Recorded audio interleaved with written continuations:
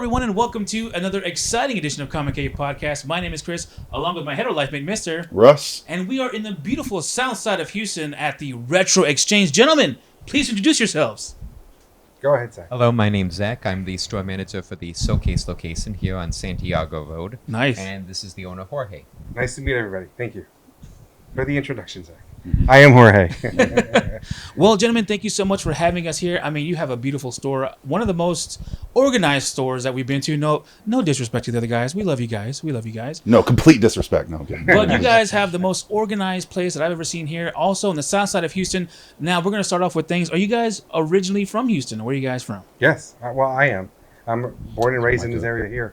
So, born and raised in this area here, sorry. You're good. And it takes getting used to. So I'm originally from Houston, yes. Okay. But I also moved out, lived in LA for a couple of years, and then I moved to New York City, and I lived there in Manhattan for 7 years. Ooh. So both extremes, back home. Hey. So I'm originally from Florida. I only came out here as he offered me the job of store manager for running the toy store. I couldn't pass that up. It was a lifelong dream, and now thanks to him, I'm getting a chance to fulfill that. Nice. Awesome. That's beautiful. Florida man all the way in Texas.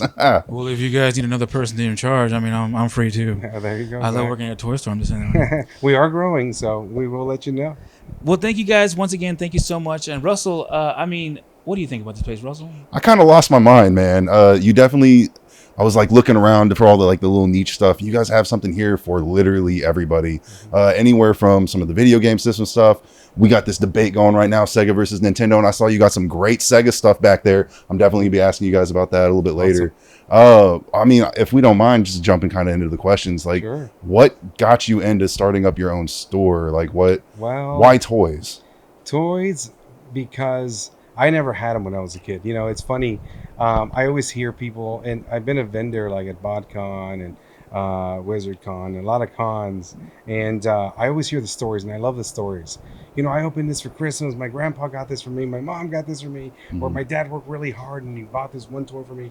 All these, this emotions behind some of these toys that take people back to those places that I'm like, wow, I love that story. I wish I would have lived that. You know, I was raised with 4 brothers, and we're all the same age. We're a year apart. So, she bought my mom bought someone a toy.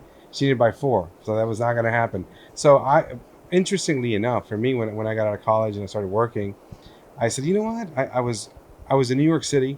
I was walking down this flea market type street on 3rd Avenue. And this one guy was selling this beat up Sunstreaker. And he wanted $5 for it. And I happily paid $5 for this broken Sunstreaker, and I propped it on my desk. Then my neighbor was like, one of my coworkers said, hey, you like Transformers? I said, yeah. He goes, I got a box of them. You want them? So he brought them, and he had a few of them in there. It's probably about 10 pieces. Did he not know what he had? Well, no, I'm talking, 1998. Still. And so he was like, you can have them. So that kind of just started. I started buying stuff, and I said, you know what? I never had these when I was a kid. Now I want everything. So every time I'd see something, I just pick it up.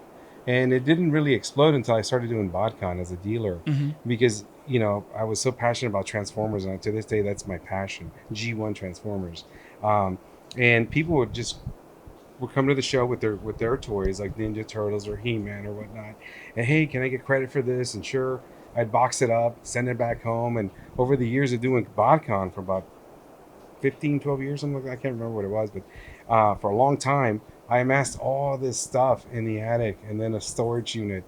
And eventually it was just time to get it out. And, Get a space. After COVID, we own a design build firm, and it kind of destroyed our business. So I said, you know what, this is the perfect time.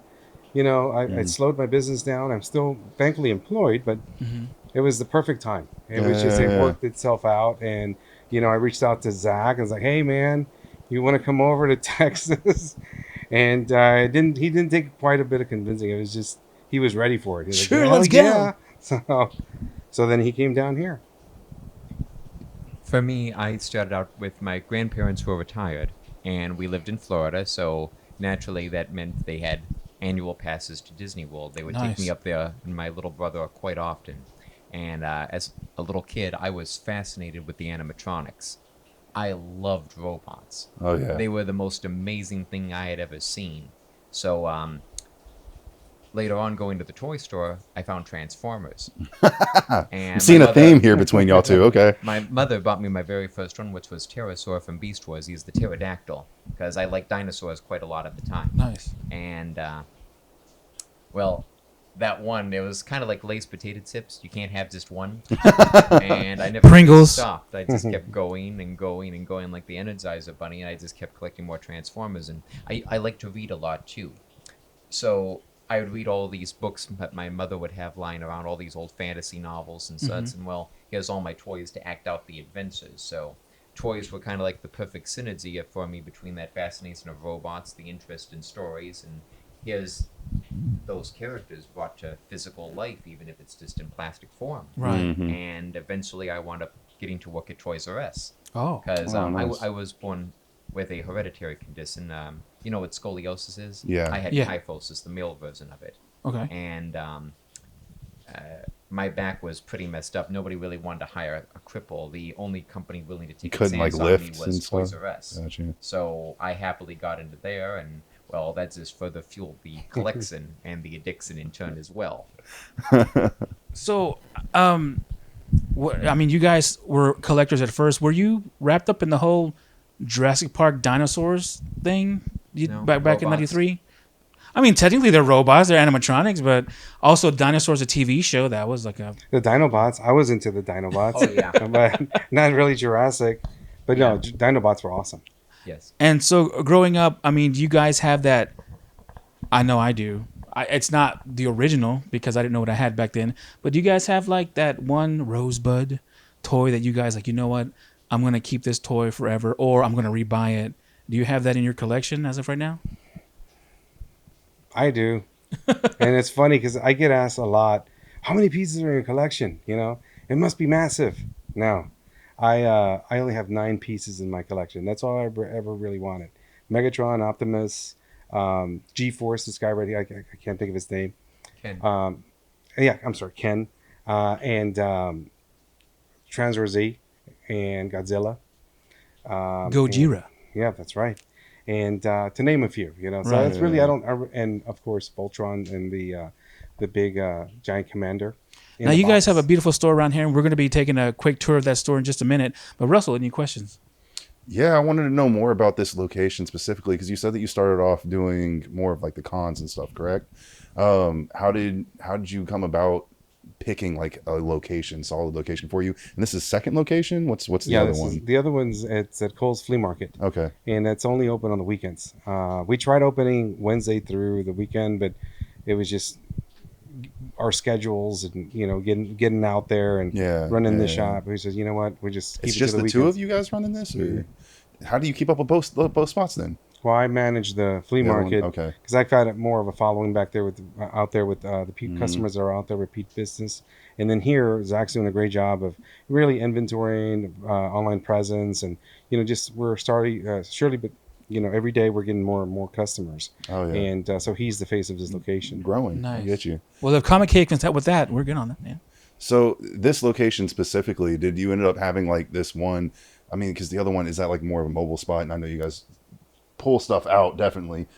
You were at another con recently, but did you just get like so much inventory that you're like, hey, we just need like a solid spot to keep all of this, or was it like already in your plans that you wanted to open up Well, like a storefront? this spot wasn't in our plans originally. This used to be my office, my showroom for the design build business. Gotcha. This actually used to be a library where we had all kinds of products, flooring, wall colors, wall coverings, windows, Some of samples, the cabinets. walls make a little more sense Yeah. now. I think that you're utilizing the space better though. And so, for me, right before COVID, we took a big dip in sales, and I don't know what was happening, but our business just kind of tanked.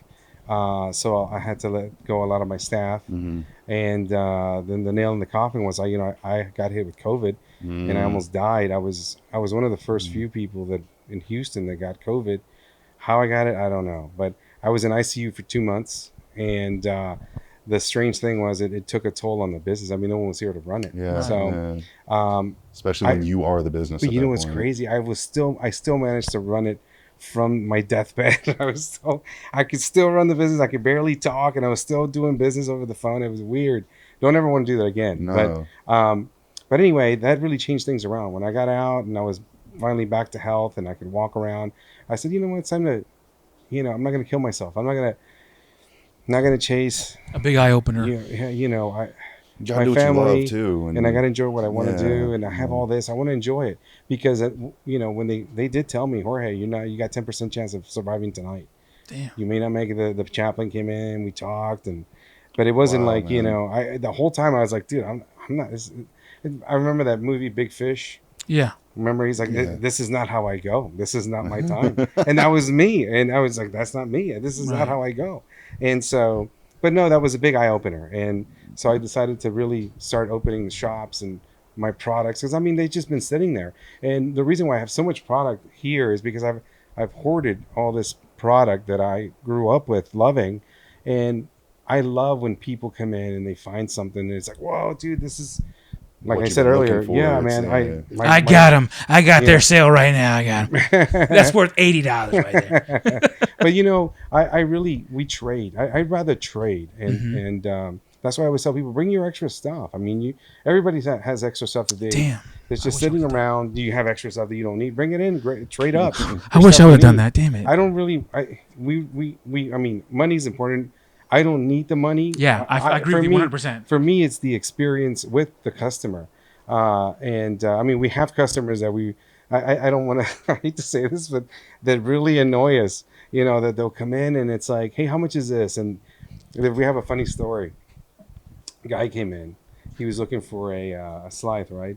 And it was a really clean, perfect, and complete.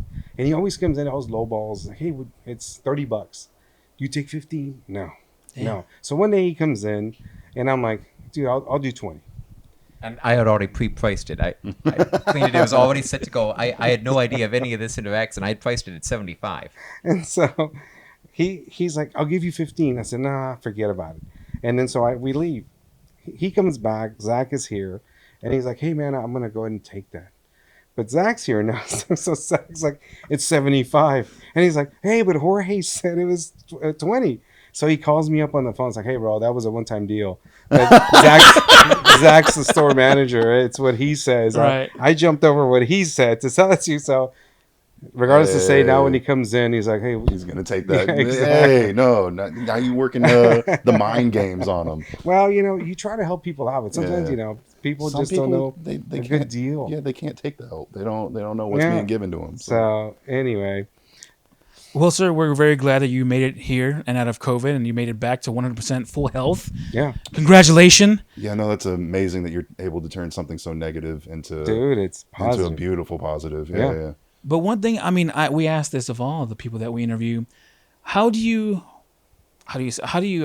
combat with a market that is vastly growing because of nostalgia, and you have people out there that do like retail price, eBay prices. Like I know, like I would love going to the flea markets and stuff like that, but now going to the flea market is like, hey, this figure right here is $20. Yeah, but that's how much it cost when it came out. Like, what's the bargain? Like, what's the issue? Like, how do you? We've interviewed other store owners, and they try to like haggle and stuff like that. But how do you guys keep y'all's prices at a reasonable price? Well, I mean, we've been known to be high, but that's because the way I see it is, everybody who comes in, and I always pre-warn them, when you go to the vault, you're going to go for the best looking toy. Definitely. And know that those demand a higher price. But if you go with something middle of the road, we can work with you. But the way that Zach and I price our stuff is, if something's really unique and hard to find and rare, we're not going to give it away because they don't come around like a Sunman, pig face. They don't come around all the time. I'm not going to give it away. But if I have like, a bunch of Michelangelos and what, yeah, we'll be reasonable. Sure. Hey, yeah, the market says this. Well, we'll help you out here. We can work with people, but it's definitely tough when you have customers that are on a budget and you genuinely want to help them. And for me, it breaks my heart. But sometimes, if it's something like I said, something that's typical and common, I'll work with them. But something that's really rare, I'm sorry, there's no way. Yeah, of course. I mean, this is a business after all, and we do have to keep our doors open. But if you really like that toy, you're gonna pay for it. It's a sliding scale too with the vintage stuff, but we have modern stuff as well, and that's more standard. You know? Right. It depends on what the item in question would be. Okay. Yeah, and then there's what we have found when we talked about this a lot is customer etiquette, and sometimes we'll have that customer that comes in. It's like, hey man, I know this is $50. Can you do 45? Well, sure. Or hey, I'm going to buy this, and that. Can you give me a deal? Sure. But then you have that customer that comes in and says, hey, eBay says this costs this. You're way over here. I'm like, well, let's compare. But then again, for me, that's rude. It's like, well, then buy it from eBay. That's what we say. Wait for it. Wait for it, eBay. and maybe get lost in the mail. Maybe it's what you price want. It's normally what you're going to jumps. get is not what you're going to see here. Right, definitely. I ran into those guys. So it's interesting. Or it might be a counterfeit too. There's a lot of knockoffs of more recent stuff, like anime statues, like the ones behind me. Oh, There's a ton of counterfeit of these. Oh, I've seen some crazy If you're ones on shopping that. here, you're going to be guaranteed to get something authentic and legitimate. I saw one for Dragon Ball that said Dragon Doll. I'm not even joking. And it was being sold at another comic shop. Like, they didn't even realize that they had. Wow. Like, it looked right, except for the one letter that was off. I went into a comic shop. I saw reissued Dinobots for Transformers. Those guys have never been reissued. No, they have That's not. wild. I like to pride myself on I was a fool once, and I have a knockoff Optimus Prime G1. Hey, there's nothing wrong with that. But I got it though. I'm sure there's a market out there for that. There was a while back where you could go on eBay and buy the Optimus Prime G1 in the box for like $35 shipped from China. So I bought a bunch of them, and I said, you know what, I'm going to buy. Well, I bought 5 of them. I said the reason for is because I have like 6 or 7 in the box originals, and I wanted to compare them. And I said that maybe these things are.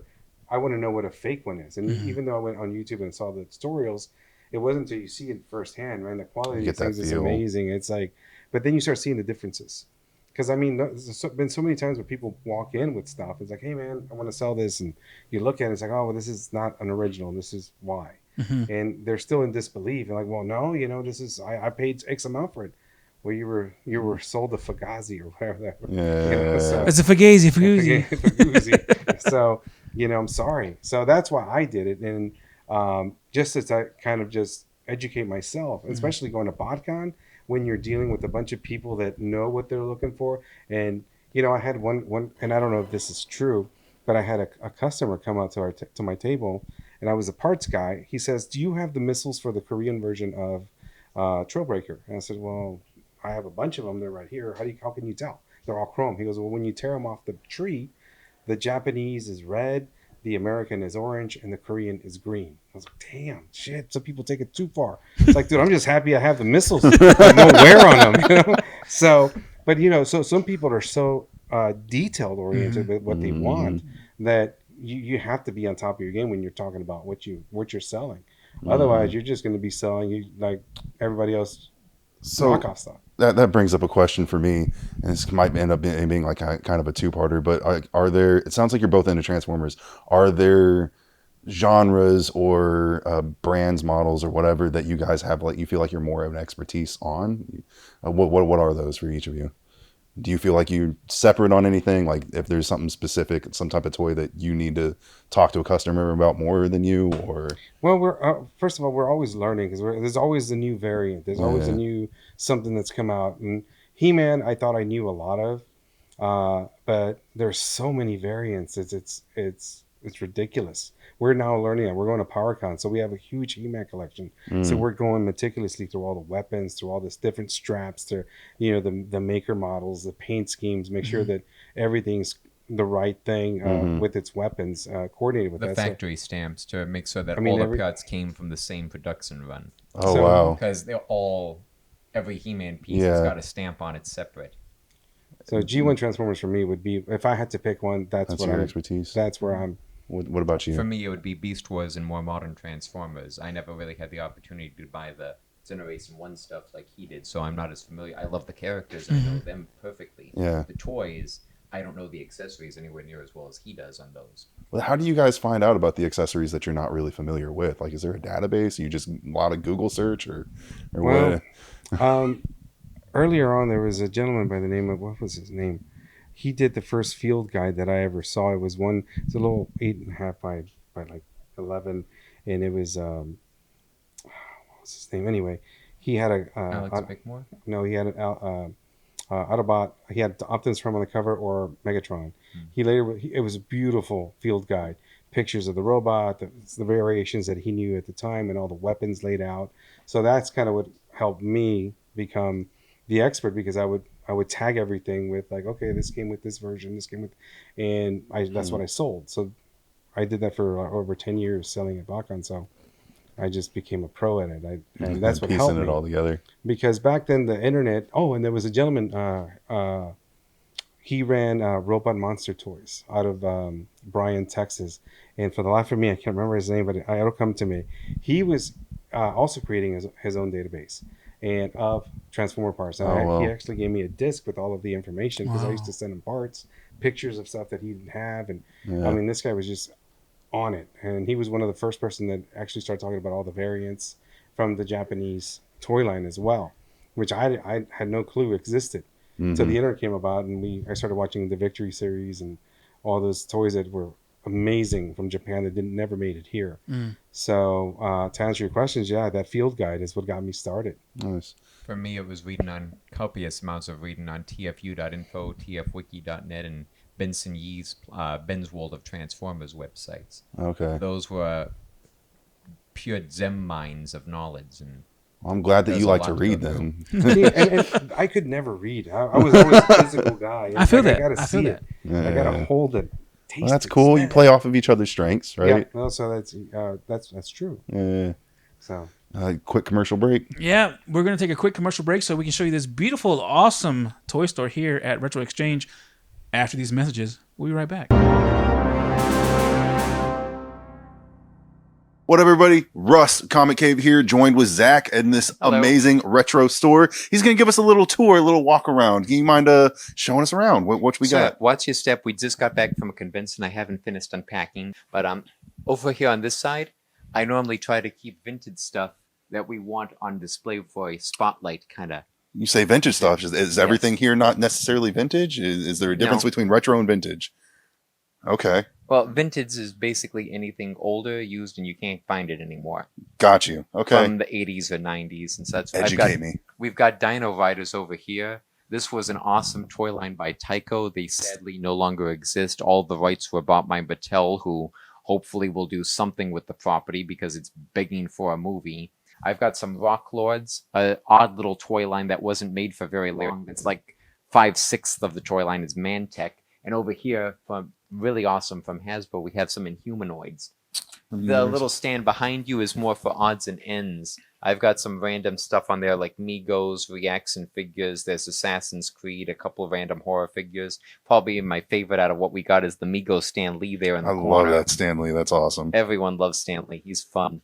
What about down in these The drawers? are meant for video games and smaller things that are up for sale.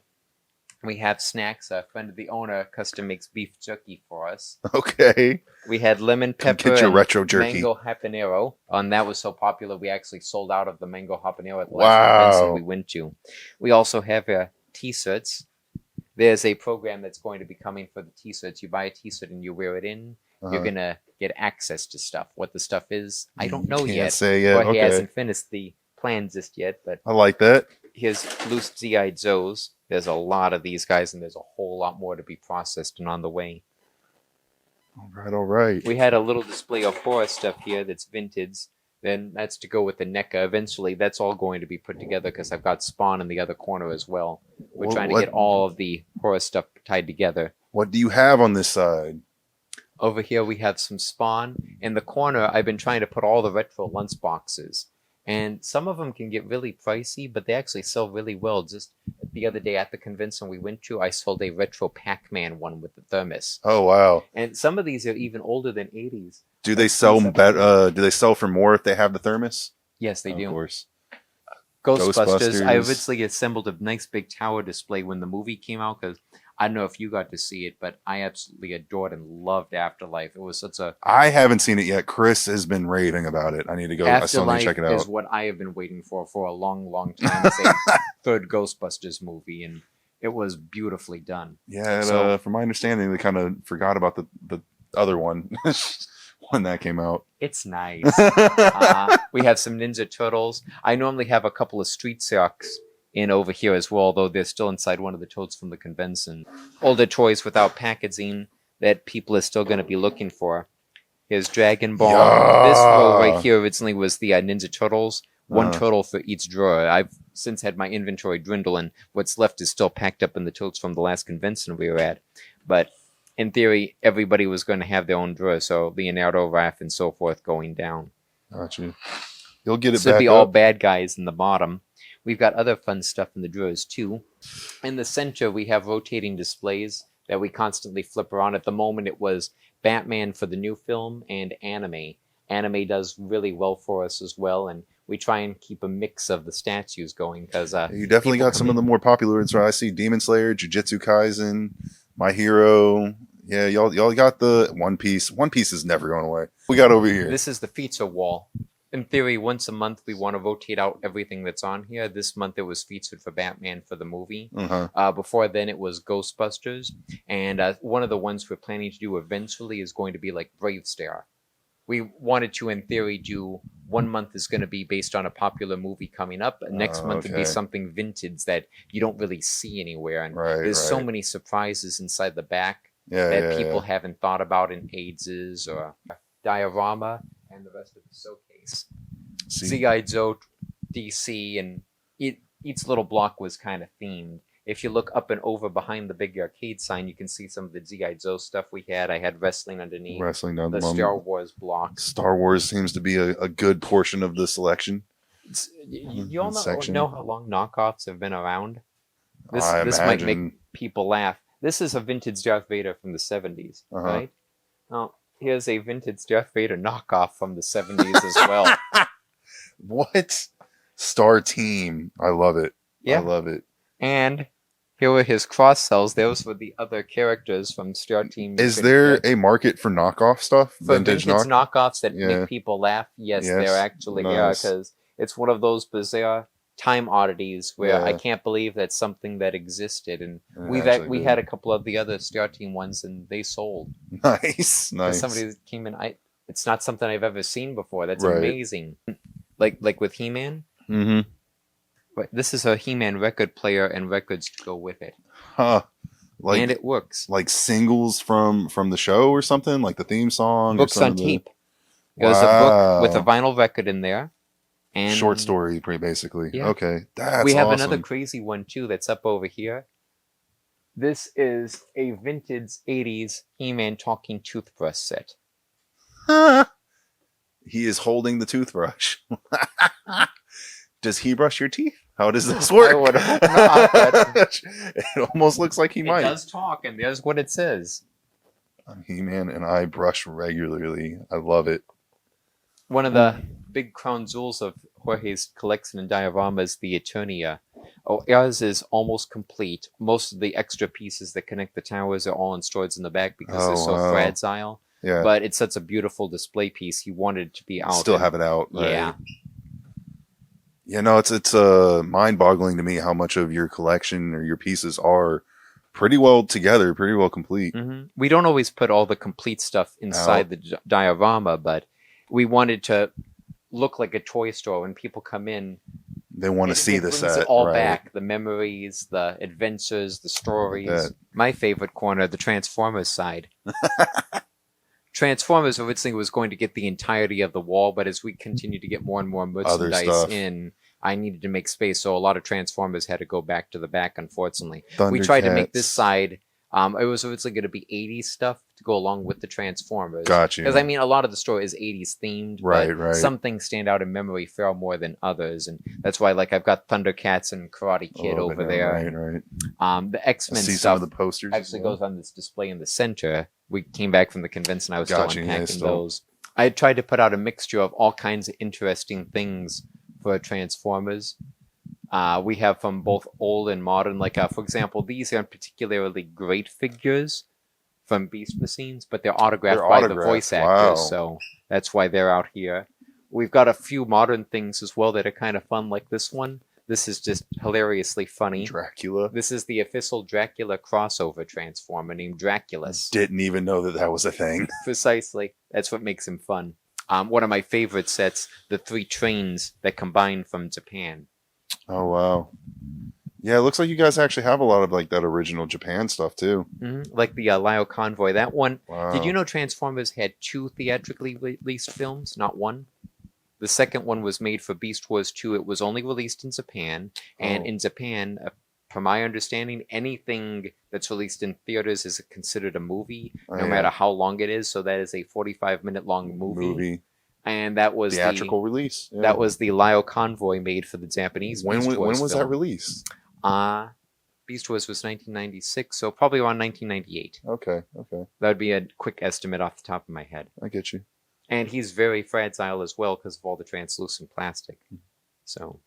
Yeah, I've seen you guys. When I see a lot of this artwork around, I was like, "Oh, you guys got some cool drawings." No, these are actual animation cells. Apparently, from my understanding from Jorge, one of the animators from Filmason passed away, and Jorge was lucky enough to attend the like an auction, the auction for the estate. And wow! A lot of these are not only framed and ready to go; they're actually autographed by the man who drew them on the back. There's a lot of them that are numbered or a certificate of authenticity and such. And the one that everyone always points out is the one in the corner right there, Skeletor fighting himself.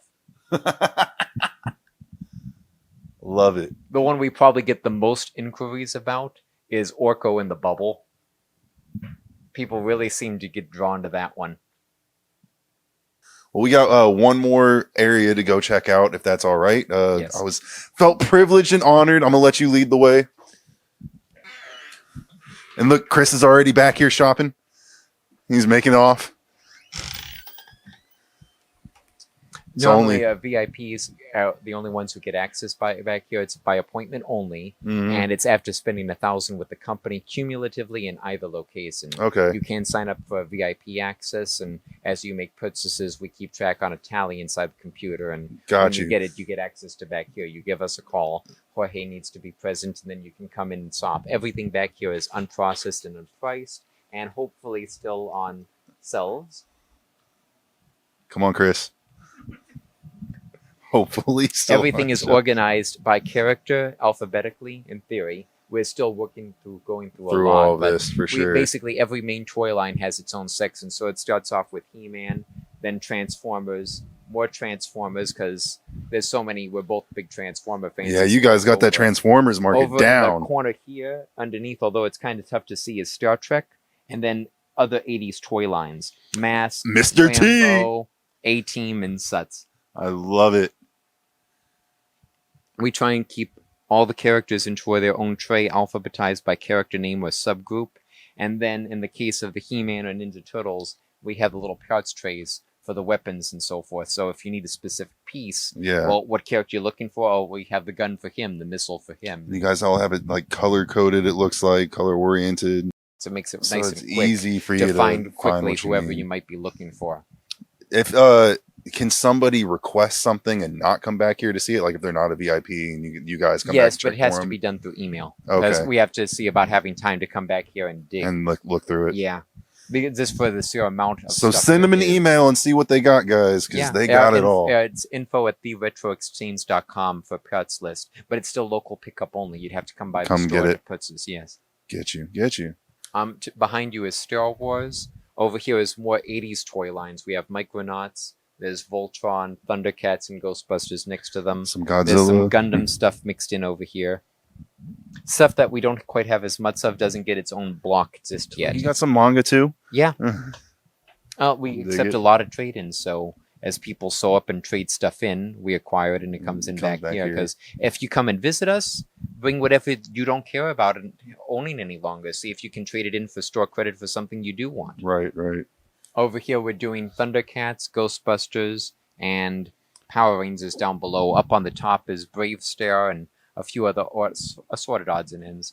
The way it works is you pick out what you want. We load it all into a tray. It all goes back up to the front, and then while you process up there, we start processing the items that you've picked out. Got you. It's the easiest way to handle it, considering how small a team we have. Right. Hey, but you guys are growing. I see it. I see it coming soon. Mm-hmm. And there's a whole lot more plans for this eventually as well. The whole middle of the back is going to become a VIP lounge. He plans to actually put in an arcade and so forth. Oh, that's super dope. So the Over VIPs here is have a going place to that be they can Marvel and lounge. Huh? DC. And up on the top is some He-Man overflow because, well, we ran out of space. I've got Walking Dead subbed in over here too. Yeah, we're gonna have to come back and do another tour with you guys when you get the lounge a little bit more set up as well. And it looks like you guys are installing some more stuff outside. Big strides, big strides. So we're excited to see more of what you guys have coming. Eventually, one of the things he wants to do is there's going to be a projector screen mounted. A projector will come down. You'll be able to watch movies I with love friends. it. And so Yeah. if you want to have an 80s day, come in and Yeah. watch all the 80s movies. And we'll start having events as well and such. Sweet. We'll be at those events. I'm down for that. It'll be a lot of fun. So this is where you guys repair. We do the video game console repairs over there, some Gotcha. toy repairs. Some toys can be fixed. You know, it's like Right. messed up gear mechanisms. You open it up, you realign all the gears, things like that. Is this also where like you might piece larger That's collections what the together? table for behind This you is for. collection? Yeah. Okay. You can see we started processing some He-Man over there. Going through Incoming it. inventory from distributors, new merchandise and sets goes on that table until it can get distributed appropriately throughout like all the Funkos up top, and there's a Love lot to it. go through. The armory. These are all color-coded bins of parts. If you know a specific piece you're looking for, and it's not one we know offhand, well, you're looking for a rifle in purple. Well, maybe it'll be inside the purple bucket. Mm-hmm. That may, yeah, your guys' organization is just kind of unbelievable. I'm gonna be honest. I wouldn't know how to be able to go through all of this and sort it like that. It's like a big One puzzle of the piece. events we've done is Parts Nights. We'll order in a bunch of pizzas, invite everyone to come over. We'll take a bucket of parts, dump it on that big table out in the front. Yeah. Everyone identified. Everyone who gets a point. Yeah. Everybody who identifies a piece gets a point. Yeah. Whoever gets the most wins a prize at the end of the night. Oh, that's fun. You guys done turned that a it few into a whole times, and family deal. It's been a lot of fun. We Yeah. held our Parts Nights 3 times already so far, and I think they were all massive success. Everyone seemed to have a really good time, That's fantastic. especially the fellow who won.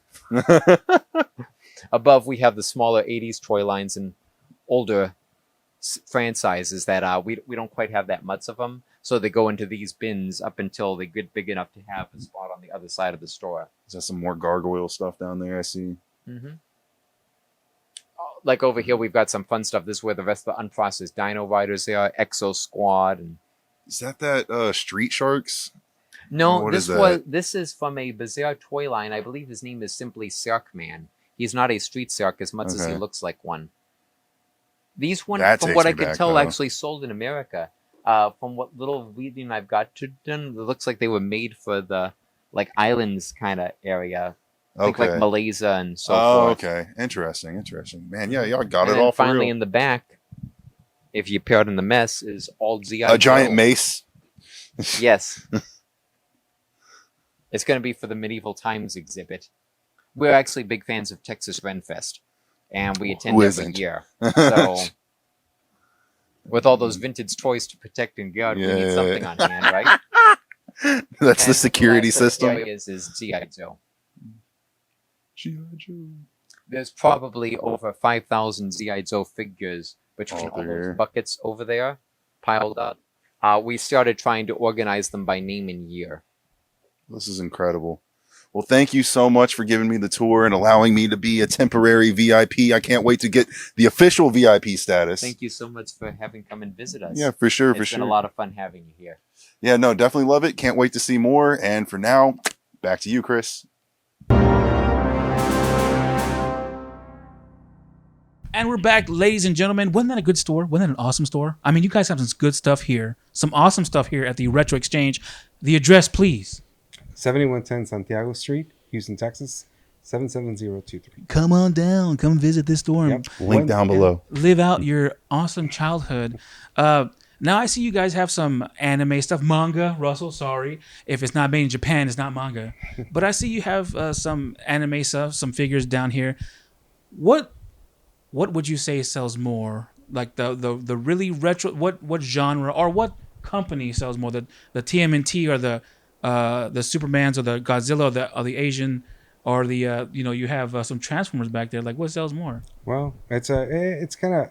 What do people come here like? I want this. It's a weird question, guys. Well, it depends what sells more, what sells the fastest. Oh. Because the fastest But turnaround is the circumstances also matter. exactly. Answer both of those. Yeah. yeah. So like for example, and I hate to cut you off. For example, we are a destination location. So people look up vintage toys online. They'll find us. That's what they're looking for is vintage toys. We don't get the crowds coming in here for anime. We don't get the crowds coming in here for vintage T-shirts, or what else would you say? Anything that's new. Like a specific crowd that comes in for Transformers or Power Rangers or Turtles. But or... in the forms of vintage, Mhm. Ninja Turtles, He-Man, and Transformers are the top three that sell the most. No Batman? Oh. No. We'll get there. No, but now when we go to conventions like Retropalooza, if you want to answer this one, I mean, it's anime is what's leading the pack. When we go to the conventions, the anime stuff has the fastest turnaround. Kids come up, they see it, they can afford it because it's reasonably priced for new production material, and it flies off the shelves. Just right now, anime is doing better sales-wise. I worked at a bookstore for 5 years as head truck manager, so I got to see the sales numbers. Last year, anime as a whole, just for a reference, the second fastest selling, the fastest selling title was Demon Slayer. It outsold the one in second place, My Hero Academia, by 5 times. My Hero Academia, in turn, outsold the entirety of the American comic book industry, all of them put together, by 25 times. Wow. Multiply that by 5 for how much Demon Slayer outsold everything the American comic book industry could put up against it. Man, What do you guys those think? are two not big to, ones. not to get off topic, why do you think that is? Like Stories. the stories, are they better than The the? Japanese basically tell whatever story they want. They don't care who's going to tune in, who's going to be offended, who will like it, etc. They make it for their own enjoyment. So their fans gravitate to whatever their own taste might be. So if I like this, hey, look, here's a story that's basically for me. American comics kind of tiptoe around things, or they go along with an agenda for whatever their bosses are telling them, this is what you need to put in. The Japanese basically do whatever they want. So they're building up a market naturally instead of trying to force a market into where one was not prior. They're not as political, so to speak. They just have a little bit more freedom. Correct. And to be honest, like there's stories that somebody can read all the way through. There's a beginning and end, And a there's lot no of reboots halfway through or stop, start, or the writer suddenly saying. feel like kids these days with short attention spans, and don't mean to like bring up that like stereotype or whatever, but it really is now. If you're talking to somebody who just because of the MCU they want to read a comic, right?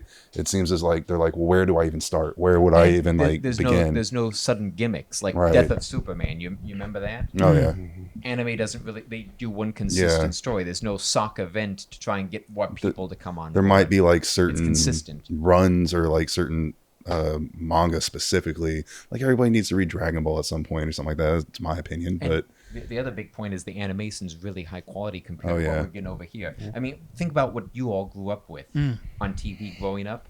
You had stuff like Transformers, Ghostbusters. Thundercats, Ghostbusters. Think about the animation style. And even for the younger kids, there was stuff like Fraggle Rock or, really high quality productions. Now, what are kids getting growing up? And we're not talking about writing purely the animation. You've got Bubble Guppy. Bob's Burgers. Think about how cheap the animation looks in comparative to anything coming out of Japan, where you can feel the production quality being put out, even if it's at cheaper scale. I specifically remember this must have been back in like 05, early 2000s. I remember when American comics actually started transitioning into the style more being like manga and like the way that they were drawn. I mean, most manga is not colored, but they were still doing the way that they drew the faces and stuff. Like I remember that even being like a thing. Like I read an article and they're like, this is what we're doing. Like DC and Marvel were saying like, yeah, we're modeling it more after that stuff. And that's like right when, I mean, arguably different people got into manga and anime. Like for me, I got into it in the 90s,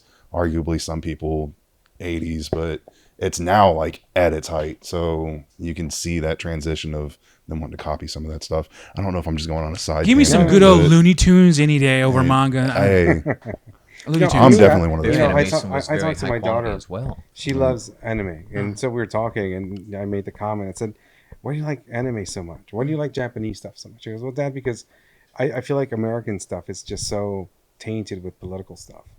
You know, and Damn, your daughter said that. yeah, she's like, if you go on the internet, you're trying to, read something about then your latest movie. Oh, they talked about, what is it, whitewashing or white privilege, and she goes, I don't want to hear that. And when I watch anime, it's just it is what it is, good against evil, and doesn't matter if it's a girl or boy, and that's what you get. And that's what we like. Never cared. The stories don't make me feel like I got to pick a side politically. A story is what it is, and it's fun. Yeah. And I think that here in America, even with movies, we've lost that. Oh yeah. Everything is just so politicized. It's hard. I mean, there's no escape from it. Sometimes people want to just lose themselves in a story and forget about everything else in the world. Mm-hmm. The MCU is my to go to. I lose myself in there. So to transition out of that conversation, Yeah. You seem to be Neo, the one around here. And can you give me like a kind of a rundown? What's your day to day like? When you come in, what do you do? How do you organize the store? What's your I normally process? start every morning by working with the internet. I do social media updates, Facebook posts. From there, it's whatever new is going to arrive for the day for packages, inventory processing, lots and lots, because vintage stuff takes a lot of time to research what does it come with, all the pieces, what kind of condition it is. New stuff coming in, you just have to check the records and then slap the price tags on, it's ready to go. But sometimes stuff shows up smashed or damaged. We had a shipment from NECA, for example, came in and it didn't quite survive the transit to our disappointment. And so now, how salvageable is it? That sort of thing.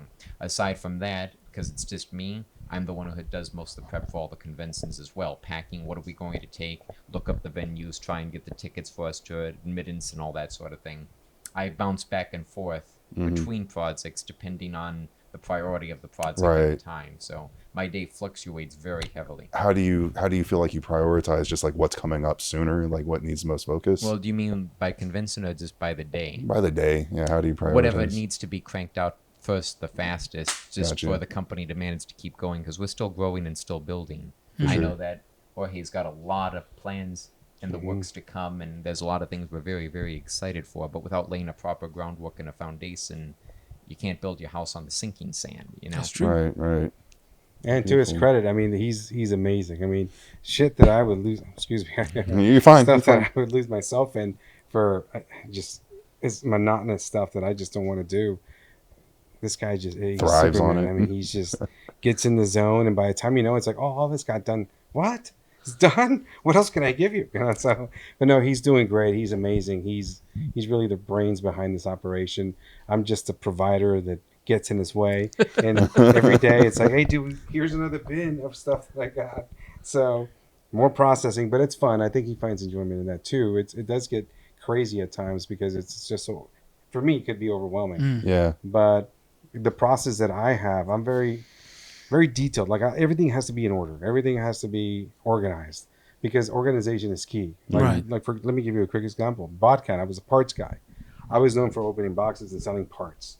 I had every transformer in alphabetical order in their own little bin. Whoa. So if you came to me and said, hey, I need Scorponok parts, oh, boom, here's what I've got. Hey, I need air boom, here's what I got. Hey, and so there was a value to that because people could now enjoy the boards and not have to be at dealer booths digging through boxes of parts, and they would just drop off their list. And I had my nephew, hey, look, fill this list with whatever we got, and then when they show up, oh, it's this amount, they pay for it. Oh, that's super cool. And they would pay it. They didn't mind paying a premium because, dude, time is money. They spend all this money to fly down to this BotCon and go to all the panels, all the meet all the voice actors and stuff like that. They want to spend time doing that. They don't want to spend time digging through parts. Although sometimes that's fun, but sometimes when you really want that part, it's monotonous for sure. Exactly. So here is the same process as you'll see in the vault. That's what I like everything to be. Right now it's a mess because we've been acquisitioning so many collections, and we're just building up the stock because we're going to PowerCon, we're going to BotCon, and so Do you guys? I mean, not to interrupt you, but you guys have I'm sure you have like a trailer that you take on the road with you guys, or okay. It's very simple. For all the shows, I rent a 15-passenger van, fill it up to the back part of it, and then whoever wants to ride along, all expenses paid. Boom! You just got to help at the show and come back. I'll do that. That's how it's fun. So yeah, that's all it is. You need to leave 2 spaces. I'm kidding. I love you. Lost my train of thought now. Well, I mean, like, going back to what I was saying before, and you guys mentioned it, I think a little bit. Oh yeah. You want to have room for growth, like you want other locations around Houston. What about like Austin, Dallas, or anything like that, or would you think about going? Well, I guess we can talk a little bit about our future plans. So we bought another building off of Telephone 45 that we've been working on. It's been designed, but the city had put a stop on it because I wanted to have a second floor, and they were forcing me to put an elevator in there. Elevators are Handicap, expensive. yeah. For how big is the store? Like an It's elevator? huge. Oh, It would be like the first floor is like 8,000 square feet. So we open up Whoa. the second floor. We were only going to take half of it, so it's about 12,000 square feet. But it's going to be multi-use. So we went when we overcame that hurdle. Well, now we've got the parking issue where we're shy 3 parking spots to make it work the way we want to. So we're Wow. trying to finesse that around. Maybe not have offices there. Maybe have another retail store, and I don't know. We're still working that out. But that's going to be store number 3, and store number 3 is about 8,000 square feet. Wow. And we are growing into other toy lines and newer stuff, but we are trying to hit the apparel side for females, for women. Everything from makeup, clothing, jewelry, and it's all 80s based. Everything. If you want to look like the 80s, you I was come about to say, so vintage makeup and yeah. stuff. So I Hey. mean, well, color palettes that are Yeah, from no, I the get you. 80s. Like I wanna the look like If a it's Vixen too dino old, bot. yeah. It's the sunglasses you picked Oh yeah, up. and sunglasses that are doing really well. Purses They're all and stuff will go. So yeah, I mean, Yeah. we're just testing the waters at the flea market right now with a bunch of that product, and it's doing That's so cool. well. So that's going to be the next step. I'm flying to LA tomorrow, and we're going to meet with other vendors and see what other products we can pick up. So You guys looking at like gaming stuff too, or not like video games, but sports memorial. I'm not. The thing about sports for me is I never got into sports. I'm with you. I mean, I used to make fun of my brother because he loves basketball and he knows all the stats on it. It's like, dude, football. Why is that important? Now he tells me, why is that important with whose missiles those are? So, because that's worth money. I've had that reverse conversation Exactly. with cousins and stuff when I was younger. That they're like, "Well, you wasting all your knowledge on like all these Dragon Ball stats and stuff." I'm like, "You're doing the same thing for basketball. Yeah, Like, what are exactly. you talking about? I just enjoy this more." Well, Like, my brother did trumping. He's like, well, if that's helpful in case I go to Vegas and I want to bet on one of these teams. Well, okay, you got me there. But it's helpful if I'm at a Nowadays, garage man. sale and I find a figure that I know it's worth money. Ha ha! Yeah. Gotcha. My father used to watch racing. I tried to watch it with him, just vehicles going round and round. And another it was so left cool. turn. Yeah. Like, What a twist! I'm with it. You want to start our questions? Our Yeah, showcase let's questions? definitely jump in. Oh, Oh, Yeah. hey, our All cameraman. right. Nah, well, I want to ask George, how does it feel to be like a Latino toy store owner? Well, it's a sense of pride, especially like I said earlier. When I was a kid, I didn't have any of this stuff. I grew up wanting this stuff, and now that I have it, a lot of people say, "Well, how does it feel?" It feels great. It feels, do I sit here and play with every single toy?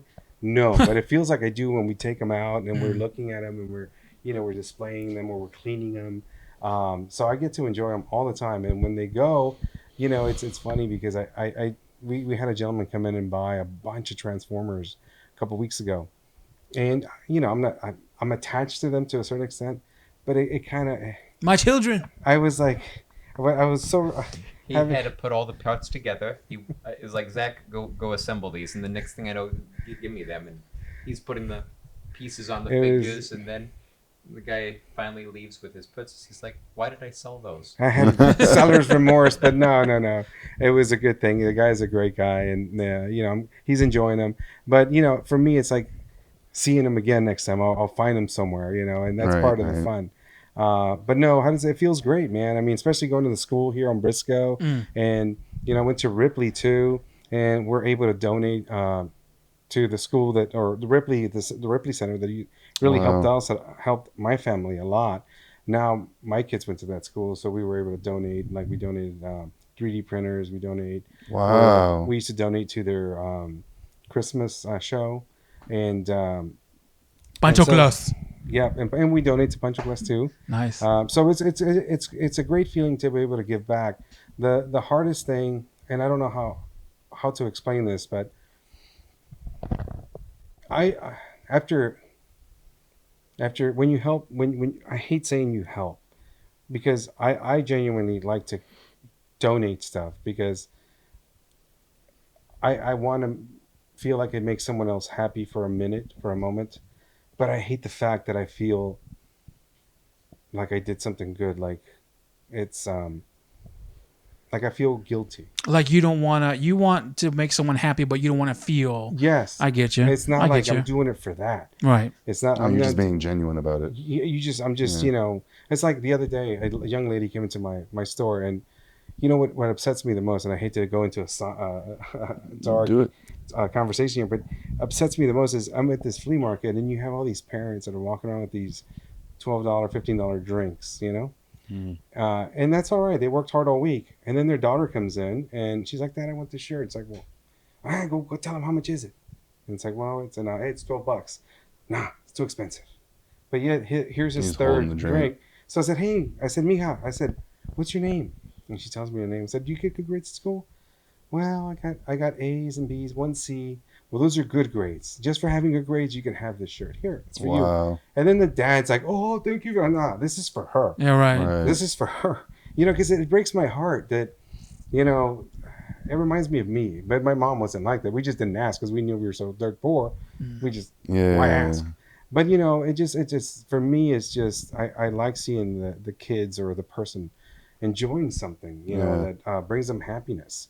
And it's something so small that can make someone's day. So anyway, I can't help the feeling guilty about Bring a that. tear to my eye, man. It's hard to. Beautiful.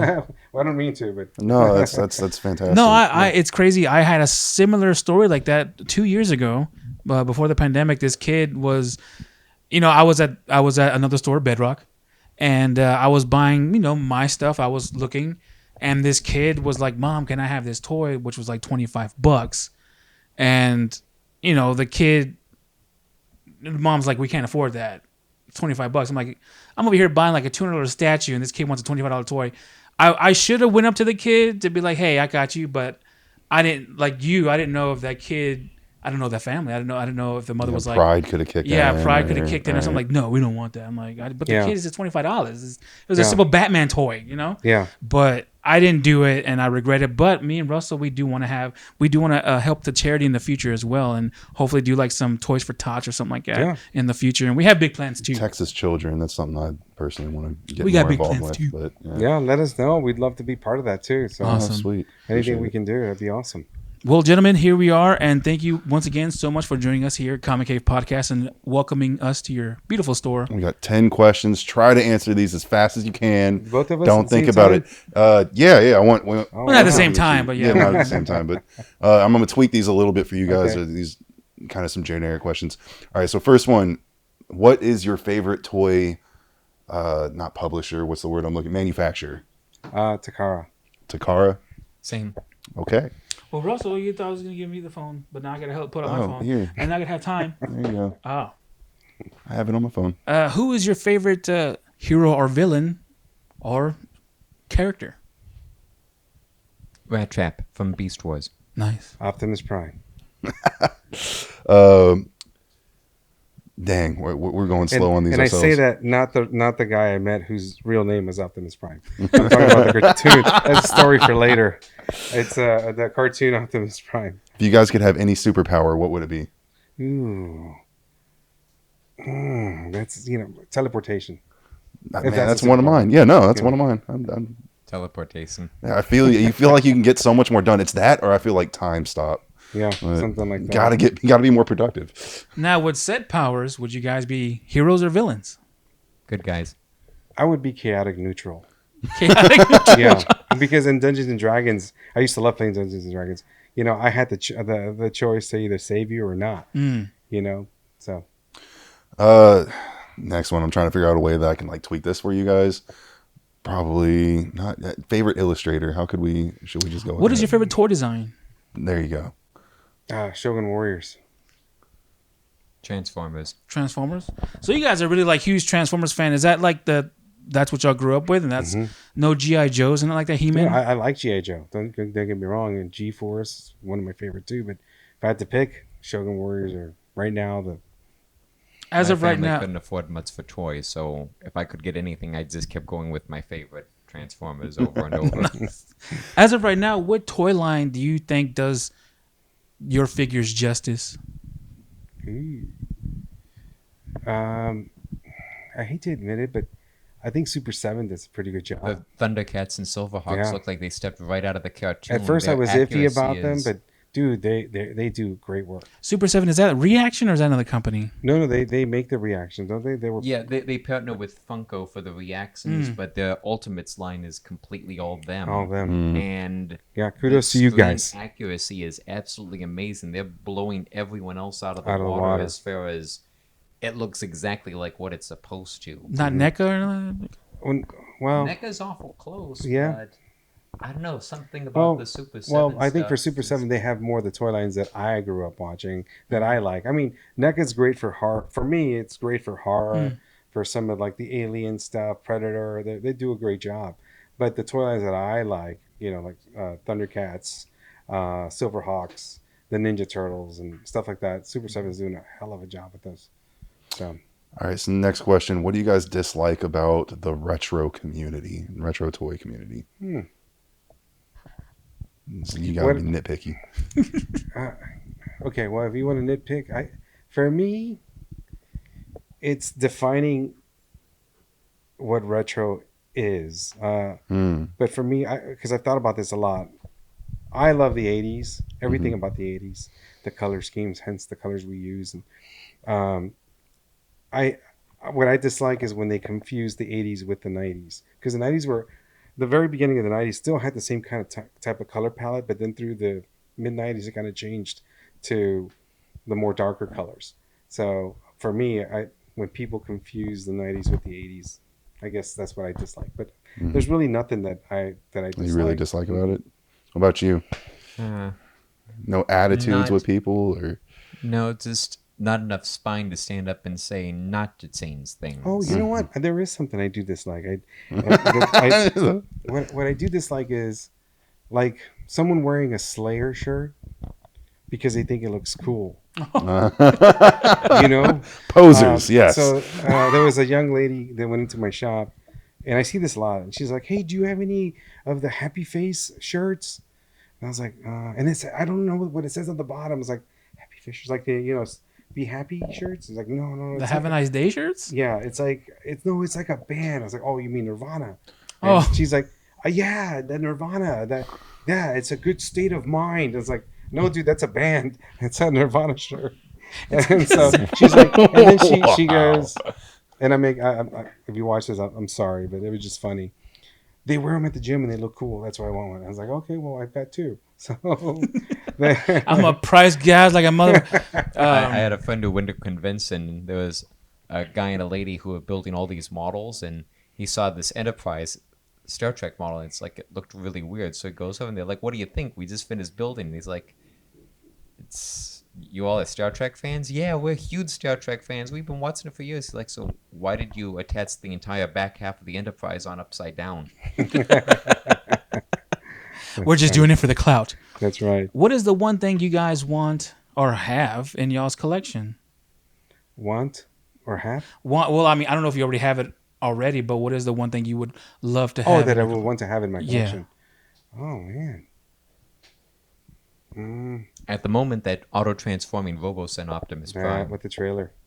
Yeah. That would be cool. Oh, the one that came out where it says you get to talk to it and it does what it. Yeah, they yeah. just upgraded it with a trailer to go with it. Now, and that trailer thing transforms. auto transforms too. And What? the price tag is $1,500, which is For all of it, or Yeah. just? for Optimus and his trailer. It's $1,500 But that's a piece of your childhood. Can you put a price on your nostalgia? You childhood. can't. with Peter Cullen's voice added in. Yeah, no, yeah. There's nothing I think I would want. I mean, I think I have a lot of stuff that it's kind of hard to say. There's nothing that I No creme de la creme at the moment. Well, is there anything you're still hunting for? no. Like I'm still trying to Everything finish my vintage. Recon exclusive. Talking to an accomplished man right here. Well, no. Don't get me wrong. There's pieces that are missing in our collections, but there's nothing really that I gotta have that. No. Gotcha. But anything vintage that we see that's the Pick right it up. price, we'll pick it up. All right. Well, then, if you guys weren't in the toy business, what other business might you pursue? What other career path? Well, I guess I would continue being an architect. Architect. I'd like to be an Imagineer at Disney designing the rides. That's cool. That's an original answer. So, I mean, is there a particular ride that you love or you remember but it's not there no more? There's two of them. For me, they kind of destroyed the Epcot theme park when they took them out. It was Journey into Imagination and Horizons. Both of them were pretty much the heart and soul of Epcot. They were the thesis statements of what the theme park was meant to stand for, the hopes and dreams of what humanity could achieve by working hard both as individuals and as collective groups. Figment was the heart and Horizons was the soul. They cut out Horizons and they've chopped Figment down to less than half of what it was and completely destroyed and gutted the inside. Excuse me. No, you're fine. Those two rides inspired me and blew my mind away when I was young, and kids today are never going to get to see that outside of YouTube videos. And you can look them up yourselves. Horizons was all about what technology can bring us to, living in space, under the sea, and just all those kind of amazing science fiction tableaus that we've slowly seen come. I mean, imagine telling your great-great-grandparents about cell phones today. Right. Can you imagine what their reaction would be? If Burn him at the stake! Pretty much. And this was kind of that. It was a look into our future. And the other one was about what we can create with our imagination. I'd like to see them go back to making things like that instead of stuff like, have either of you seen the new Spider-Man ride they opened in California? I saw it, yeah. How sad looking was that? The one that shoots up, and I think it stopped midair and it like plummeted down. No, the one that you kind of like, you're just firing. Oh, the interactive little cart. The Star Wars has the same shit. I don't. And in the 80s, they were able to build for Figment a grand carousel where your vehicle would like link up to a big rotating platform. There was 5 of these rotating stages, each with its own set of animatronics on a rail system, and it would interact in front of you in time synchronized before disconnecting and letting you go through the rest of the ride. But it made it feel like those animatronics were riding alongside you for 5 minutes. Wow. When you look at it from a pure mechanical point of view, it's mind-blowing. And they did that in the 80s, and now we've got a screen where we augmented reality. Yeah. Last but not least, and I've never been to Disney World. I feel you're so lucky to go to Disney World. I've never been. I was. If you could choose a fictional world to live in for about a week, what would it be? One that Disney actually made, or any fictional world? Disney's Discovery Bay. Nice. It was. Imagine if Jules Verne got to design the planet. Wow. And yeah, it was inspiring and hopeful. The name of and Doc Brown Kids. Yeah. Mine would be Willy Wonka's Chocolate Factory. You want to die? From the 70s. Dude, I used to dream about that factory when I was a kid. It's like, dude, all the chocolate you could drink. I mean, of course. I was going to say, you're going to dive right in. That's the first thing you're going to do. Water. I mean, all the candy you could eat. You know, it just. That's a very unique. That's actually pretty good. A week in Willy Wonka's factory from the 1970s. Well, gentlemen, thank you so much for coming for allowing us to walk through the halls of greatness. I think, Russell. Well, sorry to interrupt you. Go I for had it. some questions for you guys. Reverse the tables. How the turntables. So, riddle me this. Out of all the female characters, who was your favorite from all the cartoons? Female characters? None. None? Oh, come on now, man. What? Really? Well, like I don't know who. Mine was the Baroness from. I never G.I. Joe. grew up with like G.I. Joe and stuff like that. You had RC in the Transformers. You had Chitara, Thundercats. You Miss had Piggy. Miss Piggy. Miss There Piggy. you go. My mind normally goes to X-Men, so like Storm or Jean yeah. Grey. Those are kind of up there for me. But I am also a big Dragon Ball fan, and I like Bulma. I like some of We the have to pick one. characters. Miss Piggy will beat the shit out of you. I like Miss Piggy. I'm gonna go with the Phoenix. I'm gonna go with Jean Grey. And yours? You told me the other day, so she was an X-Men. Oh, Jubilee. I always You wanted like to be- Jubilee? Yeah. I'm sorry, I don't mean to laugh. Jubilation Lee.